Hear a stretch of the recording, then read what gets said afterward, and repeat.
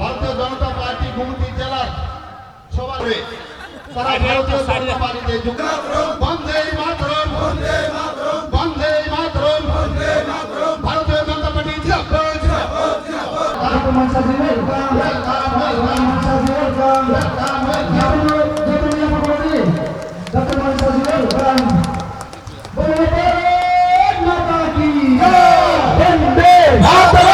মানিক শাহজি মোর্চা, মহিলা মোর্চা, জনজাতি মোর্চা।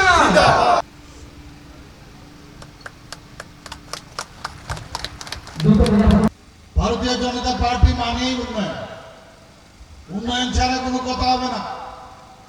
আর ভারতীয় জনতা পার্টির এক একজন কর্মী সকাল 6টার থেকে রাত্রে 12টা পর্যন্ত কাজ করে।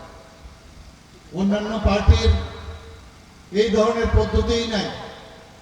ওনারা নিজেদের জন্য চিন্তা ভাবনা করেন, নিজের উন্নয়নের কথা চিন্তা করেন, প্রথমে নিজে তারপর বাদ বাকি। আর আমাদের ভারতীয় জনতা পার্টির কথা হচ্ছে প্রথমে রাজ্য, প্রথমে দেশ, তারপরে পার্টি, তারপরে আপনার চিন্তা করতে উল্টো। এতদিন ধরে আপনারা দেখেছেন যারা এডিসি কে পরিচালিত করেছে, কিভাবে পরিচালনা করেছে, মনে হচ্ছে যে এডিসি একটা টাকার খাজনা এরিয়া। এখানে যেভাবে হোক সেই জায়গা দখল করতে হবে আর খুব করে লুটে ফুটে খাবো, এই হচ্ছে চিন্তা ভাবনা।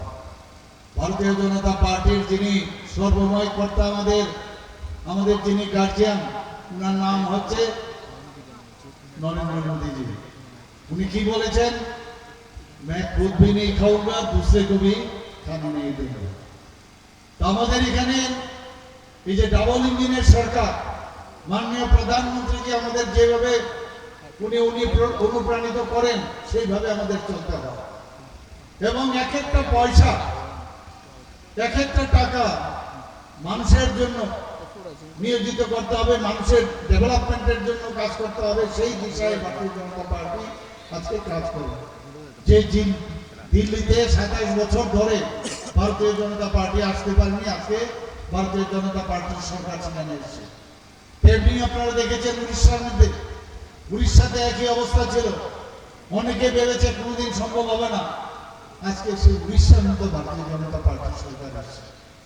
2018-এর আগে অনেকে অনেক কথা বলেছেন যে ত্রিপুরাতে কমিউনিস্টকে সরানো যাবে না, কিন্তু আপনারা কিন্তু সবাই মিলে এবং মাননীয় প্রধানমন্ত্রীজির যে মার্গদর্শনে আমাদের যশস্বী গৃহমন্ত্রী, তখন আমাদের সর্বভারতীয় সভাপতি ছিল, এই 35 বছরের যে দুঃশাসন কুশাসন চালিয়েছে কমিউনিস্টরা, তাদেরকে হটিয়ে ভারতীয় জনতা পার্টির নেতৃত্বাধীন সরকার আজকে ত্রিপুরাতে আজকে কিন্তু সেটা হয়েছে। আজকে 8 বছর ধরে আমরা সেই সরকার আমরা চালাচ্ছি। কোথাও একটা জায়গার মধ্যে আমাদের বলতে পারবে না কোন জায়গার মধ্যে দুর্নীতির আশ্রয় আমরা নিয়েছি।